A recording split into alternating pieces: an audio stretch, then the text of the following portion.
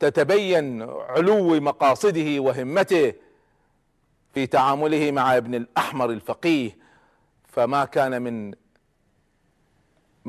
من محمد بن الأحمر لما شاف نفسه مهزوم حتى وجد نفسه في مواجهة المريني فأظهر الندم والاعتذار وتعلل وأبدى الأسباب. طبعا ما كانت أسباب مقبولة، لكن بحكمة عظيمة وبصبر غير عادي يقوم هذا الرجل العظيم يعقوب ابن منصور المريني فيعفو عنه، ولعلها غلطة تاريخ أن يعيده إلى ملكه وكان قادرا على إزالته. وهنا فهمنا كيف تسقط الأندلس بمثل هذه الخيانات. هذه الأحداث أكملها لكم بعد الفاصل إن شاء الله.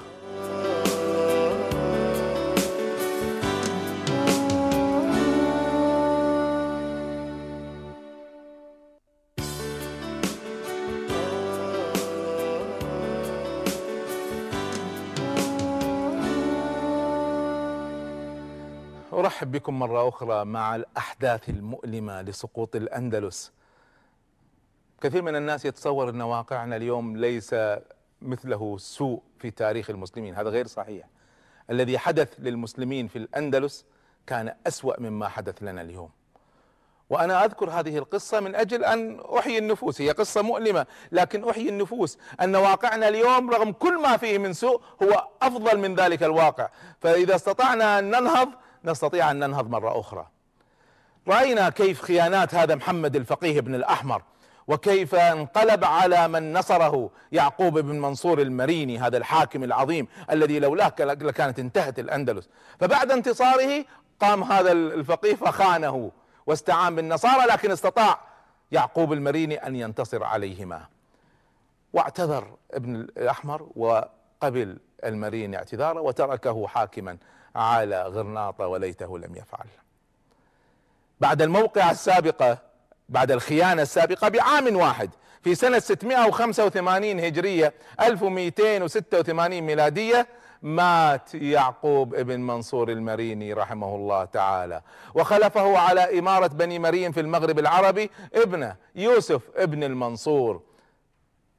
الآن هذا الفقيه رأى أن تغير الحكم وما زال متوجس ان هؤلاء بنو مرين سيأخذوا حكمه، ومن جديد يذهب هذا الخائن ابن الأحمر الفقيه الى النصارى ويستعين بهم بحرب يوسف ابن المنصور ويطرد بني مرين من طريف.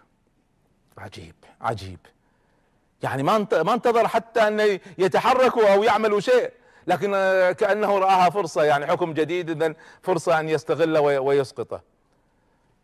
وفعلا طبعا النصارى وكسابق عهدهم وعلى موعد ايضا من الزمن يأتي جيش النصارى ويحاصر الطريف مرة اخرى بالتعاون مع ابن الأحمر.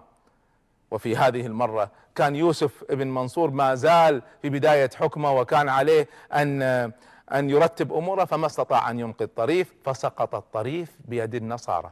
كان الاتفاق بين ابن الأحمر الفقيه وبين النصارى انهم اذا استولوا على جزيرة طريف من بني مرين ان يعطوها لابن الأحمر الفقيه، لكن النصارى بعد ان استولوا عليها لم يعيدوها اليه، اخذوها لانفسهم. طبعا موقع طريف في غاية الخطورة، هي تطل على مضيق جبل طارق، ومعنى ذلك ان سقوطها يعني انقطاع بلاد المغرب عن بلاد الأندلس، وانقطاع العون والمدد من بلاد المغرب الى بلاد الأندلس. وهذا الذي حدث فعلا. فالنصارى خانوه بوعودهم ثم جاءوا واحتلوا جزء من بلاده، والتاريخ يعيد نفسه، فافهموا واقرأوا بين السطور. في سنة 701 هجرية 1302 ميلادية يموت ابن الأحمر الفقيه، ويتولى بعده ابنه محمد الثالث ابن محمد الثاني ابن محمد الأول ابن الأحمر، وكان يسمى أو يلقب بالأعمش. كل واحد منهم كلهم اسمهم محمد ابن الأحمر، فكل واحد كانوا يعطونه لقب. الأول اسمه ابن الأحمر الأول، الثاني كانوا يسمونه الفقيه، وهذا الثالث يسمونه الأعمش لأنه كان رجلا ضعيفا في بصره وضعيف جدا أيضا. وتولى الأمور في عهده وزير هو أبو عبد الله ابن الحكيم، وما كان حكيما وما كان عبدا لله بحق. لم يكتفي هذا الوزير، طبعا حاكم ضعيف، يأتي وزير أو رئيس وزراء قوي فيتحكم في البلاد، وهذا يتفرج ما يستطيع يفعل شيء لضعفه.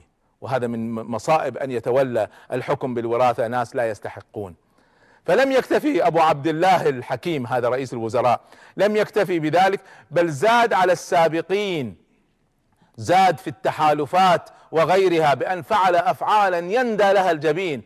كان من بينها أنه، شوفوا انظروا وتأملوا، لم يكتفي بأنه خيانة طريف وكيف سقطت بيد النصارى، جهز جيشا من أهل الأندلس ولم يتوجه نحو الشمال ليقضي على الخطر الصليبي الذي يأتيهم من الشمال، بل ذهب هذا الجيش إلى بلاد المغرب ليهاجم المغرب. عجيب، أي خيانة هذه!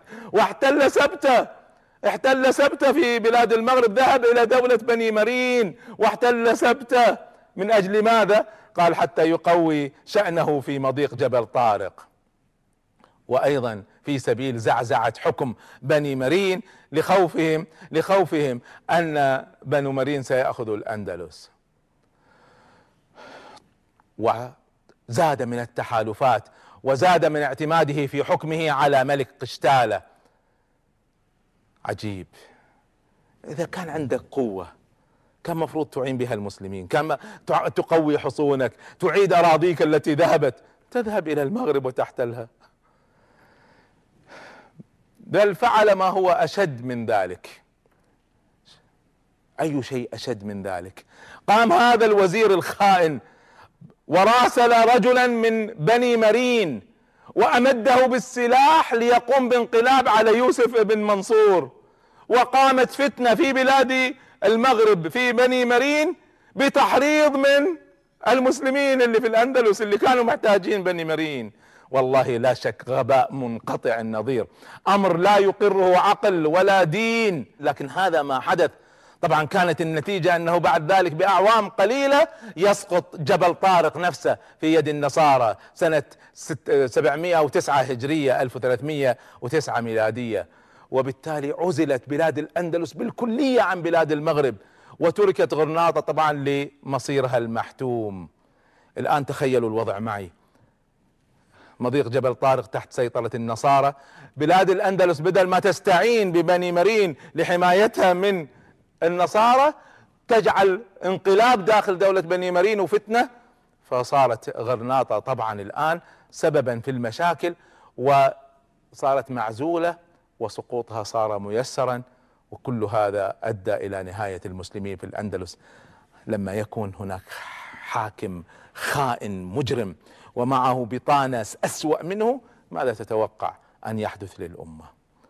أحداث الأندلس وما يليها من أحداث تنتهي بسقوط الأندلس، هذا الأمر المرير الذي يعكس واقعنا اليوم، في لقاء قادم إن شاء الله. استودعكم الله، والسلام عليكم ورحمة الله.